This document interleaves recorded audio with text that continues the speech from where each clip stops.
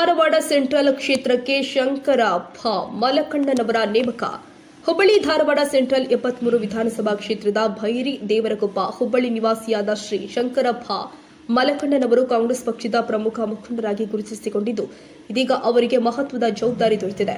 ಕರ್ನಾಟಕ ರಾಜ್ಯ ಗ್ಯಾರಂಟಿ ಯೋಜನೆಗಳ ಅನುಷ್ಠಾನ ಪ್ರಾಧಿಕಾರದ ಅಧ್ಯಕ್ಷರಾದ ಶ್ರೀ ಎಚ್.ಎಂ. ರೇವಣ್ಣ ಅವರಿಂದ ಹುಬ್ಬಳ್ಳಿ ಧಾರವಾಡ ಸೆಂಟ್ರಲ್ ವಿಧಾನಸಭಾ ಕ್ಷೇತ್ರದ ಗ್ಯಾರಂಟಿ ಯೋಜನೆಗಳ ಅನುಷ್ಠಾನ ಸಮಿತಿಯ ಸದಸ್ಯರನ್ನಾಗಿ ಶಂಕರಪ್ಪ ಮಲಕಣ್ಣನವರನ್ನ ನಾಮನಿರ್ದೇಶನ ಮಾಡಿ ಅಧಿಕೃತ ಆದೇಶ ಹೊರಡಿಸಲಾಗಿದೆ.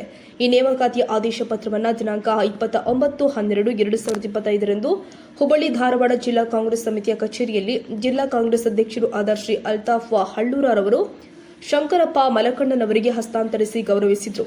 ಈ ಕಾರ್ಯಕ್ರಮದಲ್ಲಿ ಸಮಿತಿ ಅಧ್ಯಕ್ಷರು ಆದ ಶ್ರೀ ಸಂಗಮೇಶ್ವರ ಗೌರಕ್ಕನವರ, ರಜತ ಉಳ್ಳಾಗಡ್ಡಿ, ಗ್ಯಾರಂಟಿ ಸಮಿತಿ ಸದಸ್ಯರು ಆದ ನೀಲಕಂಠ ಮಲಕಣ್ಣನವರು ಸೇರಿ ಅನೇಕ ಕಾಂಗ್ರೆಸ್ ಕಾರ್ಯಕರ್ತರು ಉಪಸ್ಥಿತರಿದ್ದರು.